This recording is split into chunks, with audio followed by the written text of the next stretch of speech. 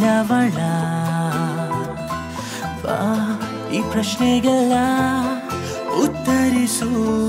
I'm waiting for you.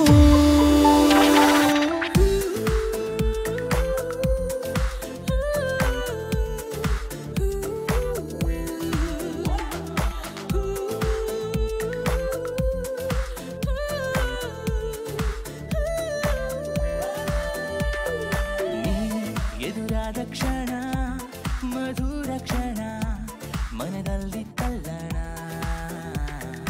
ಇದೇ ಶುಕ್ರವಾರ ಚಿತ್ರಮಂದಿರದಲ್ಲಿ ಸರ್ ಜಾತ್ರೆ ಮಾಡೋಕ್ಕೆ ಸಿದ್ಧವಾಗಿದೆ.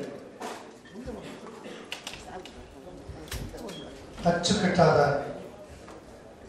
ಸುಂದರವಾದ ಈಗಿನ ಯುವ ಪೀಳಿಗೆಗಳಿಗೆ ಇಷ್ಟ ಆಗುವಂಥ ಕಥೆಯನ್ನ ಮಾಡಿಕೊಂಡು ಜಾತ್ರೆ ಹೆಸರಲ್ಲಿ ಮಾಡಿರುವ ಈ ಸಿನಿಮಾ ಇದೇ ಶುಕ್ರವಾರದಂದು ರಾಜ್ಯಾದ್ಯಂತ ತೆರೆ ಕಾಣ್ತಾ ಇದೆ. ಜಾತ್ರೆ ವಿಶೇಷ ಏನು ಅಂತ ಹೇಳಲಿಕ್ಕೆ ತಂಡ ಸಿದ್ಧವಿದೆ. ಚಿತ್ರದ ನಿರ್ದೇಶಕರಾದ ರವಿತೇಜ್ ಅವರು ವೇದಿಕೆ ಬರಬೇಕು. ರಂಗಭೂಮಿಯ ಹಿನ್ನೆಲೆ ಇಟ್ಟುಕೊಂಡು ಕಲಾವಿದನಾಗಿ 16 ವರ್ಷಗಳಿಂದ ತನ್ನ ವೃತ್ತಿ ಜೀವನದ ನೆಲೆಗಾಗಿ ಫೈಟ್ ಮಾಡಿ ಕಡೆಗೂ ತನ್ನ ಕನಸನ್ನ ನನಸು ಮಾಡೋಕ್ಕೆ ಹೊರಟಿರೋ ರವಿತೇಜ ತುಂಬ ಶ್ರಮಪಟ್ಟು ಚಿತ್ರವನ್ನು ಅಚ್ಚುಕಟ್ಟಾಗಿ ಮಾಡಿದ್ದಾರೆ. ಚಿತ್ರದ ನಾಯಕ ನಟ ಚೇತನ್ ಇವನ್ನ ಪರಿಚಯ ಮಾಡುವ ಅವಶ್ಯಕತೆ ಇಲ್ಲ. ಚಿರತೆ ಚೇತನ್ ಅಂತಲೇ ಹೆಸರಾಗಿದ್ದಾರೆ. ಚೇತನ್ ಅದ್ಭುತವಾದ ಕಲಾವಿದ, ಈಗ ಆಲ್ರೆಡಿ ಒಳ್ಳೆಯ ಕಲಾವಿದ ಅನ್ನೋ ಹೆಸರನ್ನು ಪಡೆದಿರೋ ಹುಡುಗ ಹಾಗೂ ನಮ್ಮ ಕನ್ನಡದ ಹುಡುಗಿ ಐಶ್ವರ್ಯನ ದಯವಿಟ್ಟು ವೇದಿಕೆ ಬರಬೇಕು ಅಂತ ಕೇಳ್ಬಿಡ್ತೀನಿ. ಎಲ್ರಿಗೂ ನಮಸ್ಕಾರ. ನಾನು ಅವಾಗಲಿಂದ ಹೇಳ್ಕೊಂಡು ಬಂದಿದ್ದೀನಿ, ಜಾತ್ರೆ ಅಂದರೆ ಒಂದು ಹಬ್ಬ ಅನ್ಕೋತಾರೆ, ಹಳ್ಳಿ ಕಡೆ ನಡೆಯೋ ಒಂದು ಸೆಲೆಬ್ರೇಷನ್ ಅನ್ಕೋತಾರೆ ಅಂತ. ಅದೇ ಜನರ ಮನಸ್ಸು ಜಾತ್ರೆ ಅಂತ ಟೈಟ್ಲ್ ಇಟ್ಟ ತಕ್ಷಣ ಆ ಥರ ಬಂದಿರುತ್ತೆ. ಬಟ್ ಹಾಗಲ್ಲ, ಅಲ್ಲಿ ಏನಿದೆ ಆ ಜಾತ್ರೆ ಕಲರ್ಫುಲ್ ದುನಿಯಾ, ಅದು ಬ್ಯಾಂಗ್ಳೂರಲ್ಲಿದೆ, ದಿನ ಇರುತ್ತೆ. ಅಲ್ಲಿ ವರ್ಷಕ್ಕೊಂದ್ಸರಿ ಆದರೆ ಇಲ್ಲಿ ದಿನ ನಡೆಯುವಂಥ ಒಂದು ಕಲರ್ಫುಲ್ ದುನಿಯಾ. ಅಲ್ಲಿ ಏನು ಸಿಗುತ್ತೆ ಅದಕ್ಕೆ ಮೀರಿ ಬ್ಯಾಂಗ್ಳೂರಲ್ಲಿ ಸಿಗುತ್ತೆ. ಅಲ್ಲಿ ಸಂತೋಷಕ್ಕೆ ಅಂತ ಹೋಗಿರ್ತೀವಿ, ಆ ಖುಷಿನೇ ಅನುಭವಿಸ್ಕೊಂಡು ಬರ್ತೀವಿ. ಆದರೆ ಬ್ಯಾಂಗ್ಳೂರಲ್ಲಿ ಹಾಗಲ್ಲ, ಎಲ್ಲ ಥರದ ಎಮೋಷನ್ಸ್ ಇದೆ, ನವರಸಗಳು ಇಲ್ಲಿ ಪ್ಲೇ ಆಗುತ್ತೆ. ಆ ಒಂದು ಥ್ರೆಡ್ ಇಟ್ಕೊಂಡು ಬ್ಯಾಂಗ್ಳೂರ್ನ ಒಂದು ಸಬ್ಜೆಕ್ಟ್ ಆಗಿ ತಗೊಂಡು ನಾನು ಎಲ್ಲ ತುಂಬಾ ಕಥೆಗಳನ್ನ ಮಾಡಿದ್ದಾರೆ. ಬ್ಯಾಂಗ್ಳೂರ್ಗೆ ಒಬ್ಬ ಬರ್ತಾರೆ, ಇಲ್ಲಿ ಪರಿಸ್ಥಿತಿ ಸಿಕ್ಕಾಕೊಡ್ತಾರೆ, ಒದ್ದಾಡ್ತಾರೆ, ರೌಡಿ ಆಗ್ತಾರೆ, ಚಿಡಿತಾನೆ, ಲಾಸ್ಟಿಗೆಲ್ಲ ಬಿಟ್ಟು ಹೀರೋಯಿನ್ ಕರ್ಕೊಂಡು ಮನೆಗೆ ಹೋಗ್ತಾರೆ. ಆ ಥರ ಎಲ್ಲ ಮಾಡಿ ಬಂದಿದೆ ಸಬ್ಜೆಕ್ಟ್ಗಳು. ಆದರೆ ಅದನ್ನೆಲ್ಲ ಬಿಟ್ಟು ಬೇರೆ ಥರ ಮಾಡಿದ್ದೀವಿ ಈ ಸಬ್ಜೆಕ್ಟ್ನ. ಬ್ಯಾಂಗ್ಳೂರ್ ಲೈಫ್ನ ತೋರ್ಸೋಕೆ ಹೋಗಿದ್ವಿ. High class, middle class, low class, ಇಲ್ಲಿ ಇಷ್ಟು ಲೈಫನ್ನು ನಾವು ತೋರಿಸಿದ್ವಿ ಬ್ಯಾಂಗ್ಳೂರಲ್ಲಿ. ಒಂದು ಬ್ಯೂಟಿಫುಲ್ ಒಂದು ನರೇಷನ್, ಒಂದು ಸ್ಕ್ರೀನ್ ಪ್ರೆಸೆಂಟೇಷನ್ ಇದ್ರ ಮುಖಾಂತರ ತೋರಿಸಿದ್ದೀವಿ. ಅದಕ್ಕೆ ಸಾಥ್ ಕೊಟ್ಟಿರೋದು ನಮ್ಮ ಟೆಕ್ನಿಷಿಯನ್ಸ್ ಆಗಿರ್ಬೋದು, ಅಂದರೆ ಜಗದೀಶ್ ವಾಲಿ ಅವರು ಕ್ಯಾಮ್ರಾ ವರ್ಕಲ್ಲಿ, ಮ್ಯೂಸಿಕ್ ಮಣಿಕಾಂತ್ ಕದ್ರಿ ಅವರು, ಎಡಿಟಿಂಗ್ KM ಪ್ರಕಾಶ್ ಅವರು, ಹಾಗೂ ನನ್ನ ಡೈರೆಕ್ಷನ್ ಡಿಪಾರ್ಟ್ಮೆಂಟ್ ಹುಡುಗರು ಎಲ್ಲ ತುಂಬ ಚೆನ್ನಾಗಿ ಕೆಲಸ ಮಾಡಿದ್ದಾರೆ, ನನಗೆ ಸಾಥ್ ಕೊಟ್ಟಿದ್ದಾರೆ.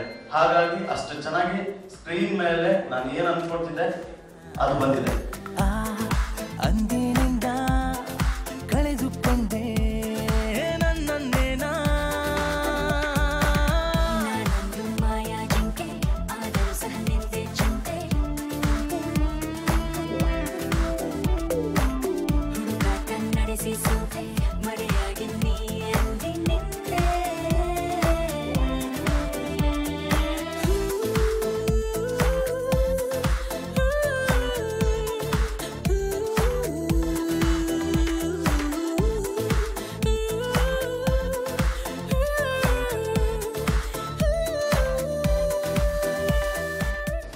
ಜಾತ್ರೆ ಸಿನಿಮಾ ಫಸ್ಟು ರವಿತೇಜ ಅವರು ನನ್ನ ಗೆಳೆಯ.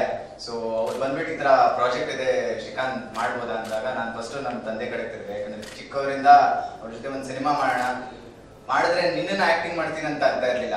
ಇದನ್ನು ಮಾಡಿಬಿಟ್ಟು ಇವ್ರನ್ನ ತೊಗೊಂಡ್ಬಿಟ್ಟು ಮಾಡೋಣ ಅಂದ್ಬಿಟ್ಟು ಜಾತ್ರೆ ಟೆಕ್ನಿಷಿಯನ್ಸ್ ಹೆಸರನ್ನೇ ತೊಗೊಳ್ತಾ ಇದ್ವಿ ನಾವು.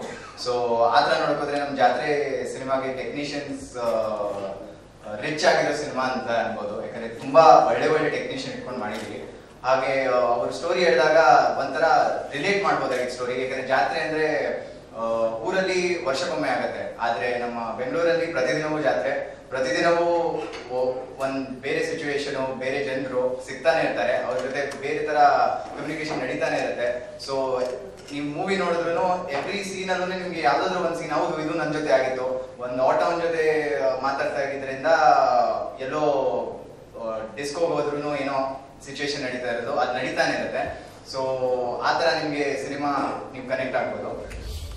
ಎಲ್ರಿಗೂ ನಮಸ್ಕಾರ. ಜಾತ್ರೆ ಸಿನಿಮಾ ಬರೋ ವಾರ ರಿಲೀಸ್ ಆಗ್ತಿರೋದು ನಮ್ಗೆಲ್ರಿಗೂ, ನಮ್ಮ ಇಡೀ ಚಿತ್ರತಂಡಕ್ಕೆ ತುಂಬಾ ಸಂತೋಷದ ವಿಷಯ.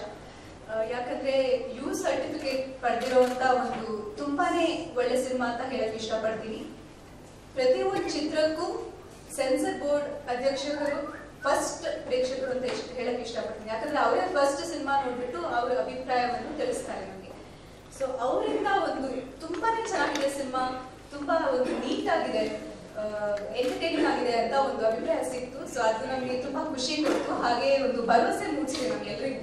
ಸೊ ಅವರೇ ಒಂದು ಫಸ್ಟ್ ಆಡಿಯನ್ಸ್ ಅಂತ ನಾವು ನಂಬಿದ್ವಿ, ಅಂಡ್ ಅವರಿಂದ ಒಂದು ಒಳ್ಳೆ ರಿವ್ಯೂಸ್ ಬಂದಿದೆ. ಸೊ ಹಾಗಾಗಿ ಎಲ್ರಿಗೂ ಕಾನ್ಫಿಡೆನ್ಸ್ ಇದೆ ಸಿನಿಮಾದ ಮೇಲೆ. ಅಂಡ್ ಸಿನಿಮಾದ ಬಗ್ಗೆ ಹೇಳ್ಬೇಕಂದ್ರೆ ಐ ಥಿಂಕ್ ಎಲ್ಲೂ ನಿಮ್ಗೆ ಬೋರ್ ಆಗಲ್ಲ. ನಾವೆಲ್ಲರೂ ಕೂತ್ಕೊಂಡು ಸಿನಿಮಾ ನೋಡಿದ್ವಿ, ನಮ್ಮ ಅಮ್ಮನೂ ನೋಡಿದ್ರು ನನ್ನ ಜೊತೆ ಕೂತ್ಕೊಂಡು. ಸೊ ಅವ್ರಿಗೂ ತುಂಬಾ ಇಷ್ಟ ಆಯ್ತು. ನನಗೆ personally I think it's one of the best movie in my career till now. So ಎಲ್ಲಾ ವರ್ಗದ ಪ್ರೇಕ್ಷಕರಿಗೂ ಇಷ್ಟ ಆಗುವಂತ ಸಿನಿಮಾ ಅಂತ ಅವಾಗ ನಂಗೆ ಅನಿಸ್ತು. ಯಾಕಂದ್ರೆ ನಮ್ಮ ಮಮ್ಮಿಗೂ ಇಷ್ಟ ಆಯ್ತು, ನನಗೂ ಇಷ್ಟ ಆಯ್ತು, ಮತ್ತೆ ಅಲ್ಲಿ ಸೇರಿರೋ ಎಲ್ರಿಗೂ ಒಂದು ಒಳ್ಳೆ ಪಾಸಿಟಿವ್ ರಿವ್ಯೂಸ್ ಕೊಟ್ರು.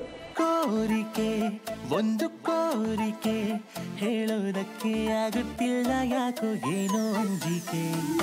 ಯಾಕೆ ಹೀಗೆ ಯಾಕೆ ನಂಗೂ ಕೂಡ ಹೊಸ ಥರ ನಿಂದೆ ಕಾಣವರೆಗೆ.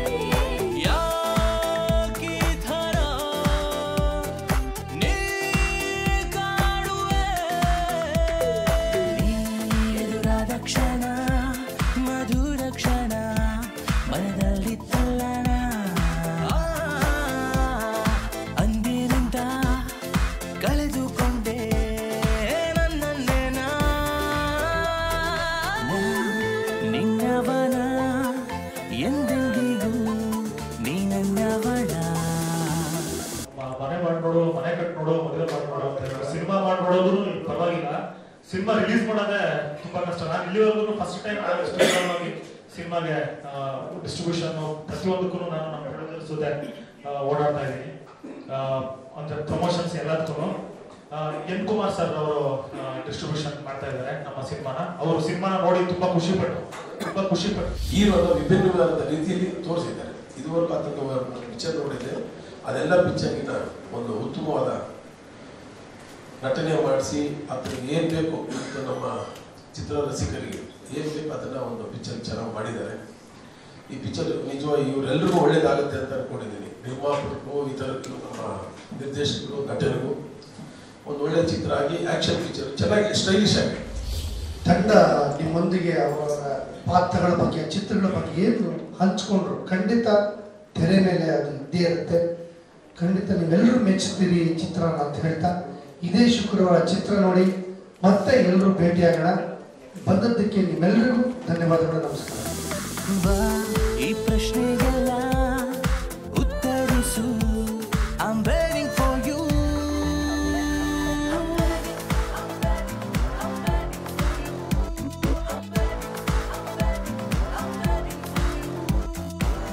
ನಾನೊಂದು ಮಾಯಾ ಜಿಂಕೆ. ಇದು ಬ್ಯಾಂಗ್ಳೂರಲ್ಲಿ ನಡೆಯೋ ಜಾತ್ರೆ.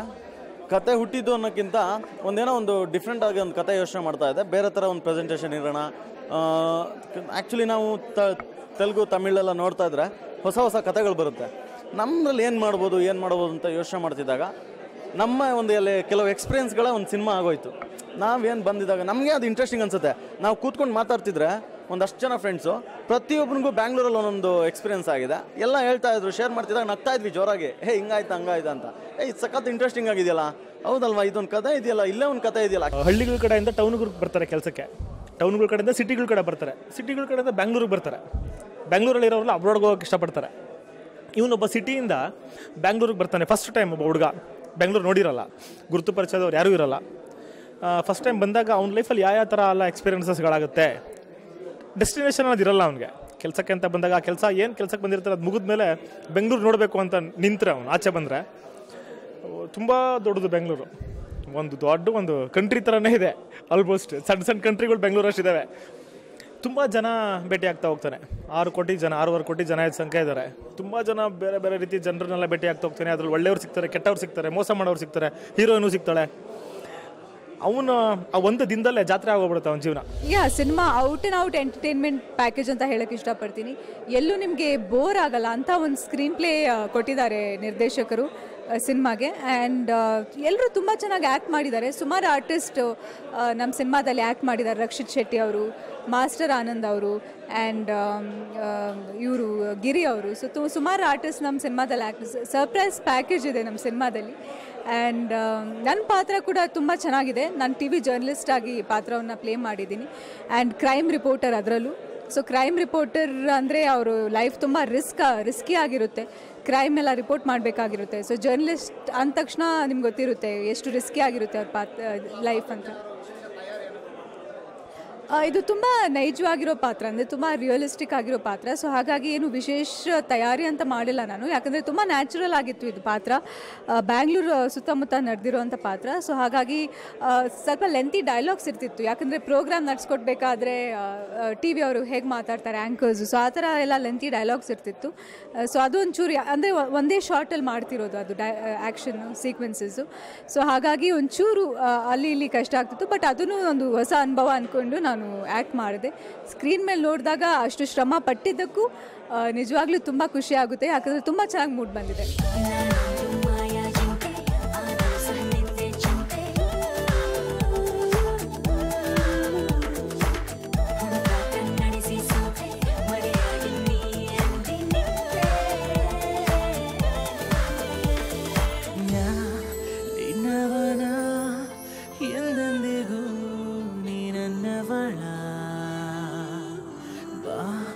ಪ್ರಶ್ನೆಗೆಲ್ಲ ಉತ್ತರಿಸು.